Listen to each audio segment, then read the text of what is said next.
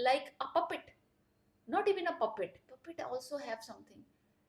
Like a dead person. समझ नहीं आ रहा है कि ये कौन स्टाइलिस्ट उल्लू का पट्टा है जिसने कि इस ड्रामे की औरतों की स्टाइलिश की है. स्विचिंग देख के हेलो, मैं फिर हाजिर हूँ एक और रिव्यू के साथ और जो बात है राइट नाउ हम रिव्यू कर रहे हैं drama serial Behroopia episode 9 and 10. Air होता है twice week on Green Entertainment. Faysal Quraishi हैं और मदीहा है इसमें. ड्रामे का एक्चुअली मेन पर्पस जो मुझे शुरू में समझ आया था कि ये ड्रामा बना है अवेयरनेस पैदा करने के लिए और लोगों को दिखाने के लिए कि एक मेंटल डिसऑर्डर जिसे मल्टीपल पर्सनैलिटी डिसऑर्डर कहते हैं, जिसमें बहुत सारे ड्रामे फिल्में पहले भी बन चुके हैं, लेकिन पाकिस्तान में ये पहली दफा अटेम्प्ट हुआ था इस ड्रामे के ऊपर कि ये दिखाया जाए लोगों को, ताकि लोगों को पता चले इस डिसऑर्डर के बारे में और वो उसको एक्सेप्ट करें और अंडरस्टैंड करें कि किसी बंदे को अगर आपको लग रहा है कि उसको ये पर्सनैलिटी डिसऑर्डर है तो आप उसको प्रॉपर ट्रीटमेंट करवाएं, ना कि उसके दम दरूद और उसकी जिन उतरवाने पहुंच जाएं.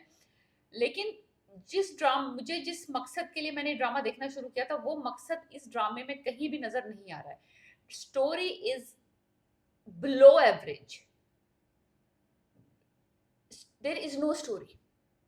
मैं ये कहूंगी अगर इसमें कोई स्टोरी है, कोई स्टोरी नहीं है, कोई डायरेक्शन नहीं है, कोई डायरेक्शन नहीं है, कोई सिर्फ एक ग्रैंड हाउस दिखाया है, बहुत खूबसूरत हाउस जो बहुत सारे ड्रामों में आ चुका है पहले, और उसके बाद Faisal Qureshi. That's it.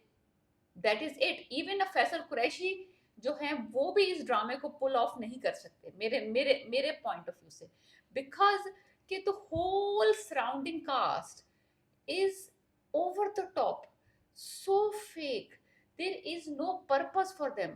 There is no direction for them. इन्होंने, मुझे लगा था कि ये जब जारा को दिखाया उन्होंने कि वो बंदा ऑब्सेस हो गया किसी चीज से या किसी पर्सन से, वो ऑब्सेस हो जाते हैं इस तरह के लोग, तो फिर वो क्या कुछ नहीं करते उनको पाने के लिए, उस पर कुछ स्टोरी चलेगी, कुछ दिखाएंगे कि ये कितना ऑब्सेस्ड है, इसके दिमाग में क्या कहानियां चल रही हैं, कौन कौन से इसके अंदर पर्सनैलिटीज हैं वो बाहर निकल के आएंगी, डिफरेंट सिनेरियोज होंगे. ऐसा कुछ भी नहीं हुआ. एक एपिसोड या दो एपिसोड में जारा को इसने कन्विंस करने की कोशिश की और उस बंदी ने रिबाउंड में इस बंदे से शादी कर ली है. There is nothing. जब जहां तक के डिसऑर्डर को पोर्ट्रे करने का सवाल था, there is nothing about that. एक एक बंदा जो कि अमीर है और चार्मिंग है और बातें घुमा सकता है, उसने एक रीबाउंड बन के एक लड़की को अपने शादी शादी कर ली है उससे. और जो लड़की है जारा जिसको मधिया प्ले कर रही है, let me tell you one thing. Madiha जो प्ले रोल कर रही हैं, मुझे ये बंदी कभी समझ आई नहीं किसी तरह के भी ड्रामों में किसी, बिकॉज इस बंदी का एक जैसे होता है ना फ्लैट लाइन होती है, जब आप ECG की डेथ हो जाती है एक फ्लैट लाइन दिखाते हैं, ये उसी लाइन की तरह है. She has no emotions, such a flat face. She is a beautiful innocent face, very nice, very pretty, but as an actress, if you see her, she is very bland, like very vanilla. You can't see any emotions, any aggression, anything out of her. And on top of that, उन्होंने इसको इस ड्रामे में लिया है जिसमें कि आगे वाला बंदा फैसल कुरैशी है और वो प्ले कर रहा है मल्टीपल पर्सनैलिटी डिसऑर्डर के एक पेशेंट का, जिसकी पर्सनैलिटीज निकल निकल के आ रही हैं, और ये सामने बंदी अपने फ्लैट फेस के साथ, there is nothing. She looks like a puppet. Not even a puppet. Puppet also have something like a dead person, I guess. या I am not getting any vibes from her. Even Sitara Puppo is doing better job than her. Imagine, जो उसकी सितारा पुप्पो बनी वो काली wig लगा के, even she is doing something. मैं हमेशा ये कहती हूँ कि when they are choosing a lead actress, उनकी सिर्फ ब्यूटी मत देखा करें.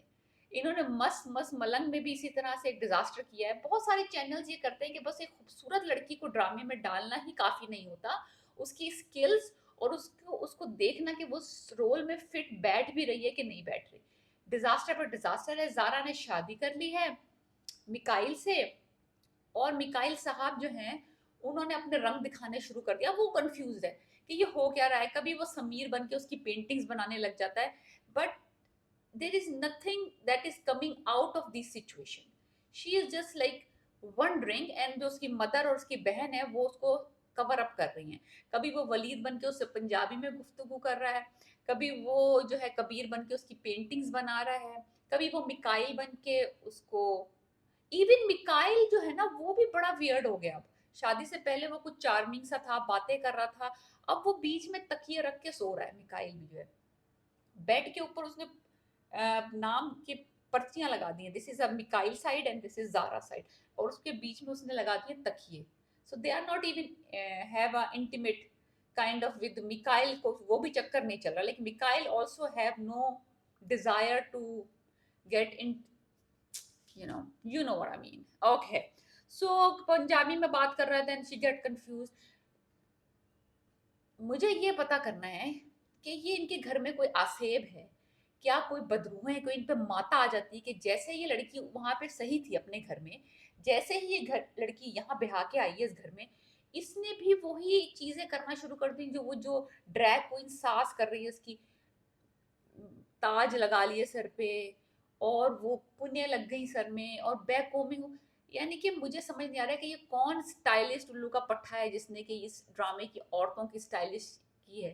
क्या दिखाना चाह रहे हैं, क्या कि जो जिनको मेंटल डिसऑर्डर जिस घर में बंदे के होता है उसमें जो सारी औरतें होती हैं वो ड्रैग क्वींस होती हैं। इतना डिस्ट्रैक्टिंग है। वो उन्होंने व्हाइट सूट पहना के उसको पर्ल का हेयर बैंड लगा दिया, फिर उसके बाद वो दूसरे में उसने ब्लैक हेयर बैंड लगा दिया और पीछे से उन्होंने पफ बना दिया।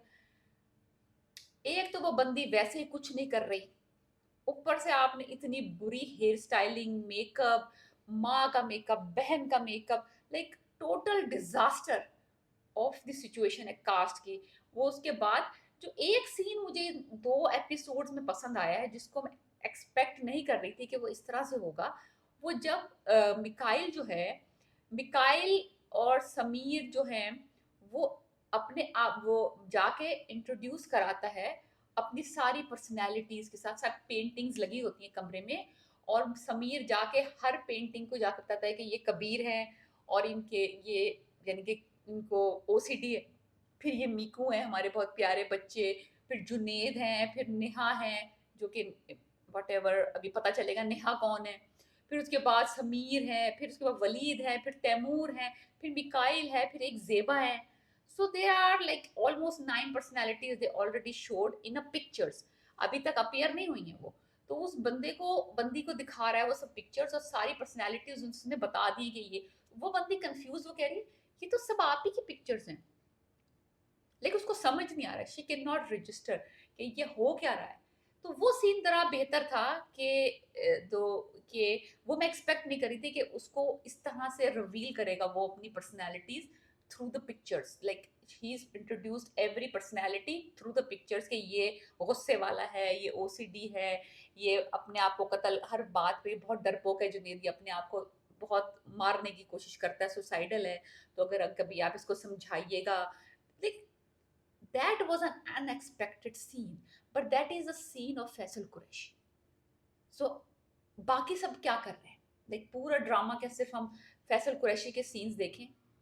There is nothing coming out of the lead actress Madiha. There is nothing coming out of the mother, stepmother, stepsister. There is nothing coming out of Zara's family. There is nothing going on except Faisal Qureshi's role, and even that role is getting now on my head, because how much you can take it, अगर साथ में कोई लोग बंदे react नहीं कर रहे उसकी, उसको लेके, उसके डिसऑर्डर को लेके कुछ हो नहीं रहा, तो बंदा कब तक उसकी सिर्फ पर्सनैलिटी स्विचिंग देख के, और आप सोच रहे होंगे अरे ये समीर आया है कि ये मिकाइल है, ये मिकाइल है कि ये समीर है। So like how long you can take this drama? Very flat story है, बहुत फ्लैट, बहुत लाइक ऐसे जा रही है, कोई ऐसे ट्विस्ट नहीं आ रहा, कोई टर्न नहीं आ रहा, बहुत फ्लैट। शादी हो गई, वो घर आ गई, अब वो बैठी हुई गूगल कर रही है उसकी ड्रग्स को, so she will figure it out कि भाई इसको कोई वो पता तो चल गया उसको कि ये नॉर्मल नहीं है, कुछ ना कुछ गड़बड़ है इसके साथ, लेकिन क्या गड़बड़ है अब वो उसकी डायग्नोसिस पता कर लेगी गूगल में, उसने गूगल में वो डाल दी है मेडिसिन कि जो लेता है वो, और now she will figure it out कि उसको multiple personality disorder. Now then what? जब उसको पता चल जाएगा कि उसको डिसऑर्डर है और उसने ऑलरेडी अपनी सारी पर्सनैलिटीज रिवील करनी है, what is gonna be the next?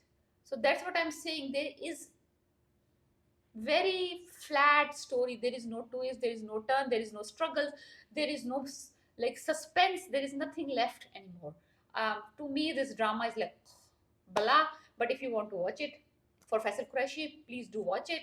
He is brilliant in that drama. Otherwise, very slow, very kind of drama.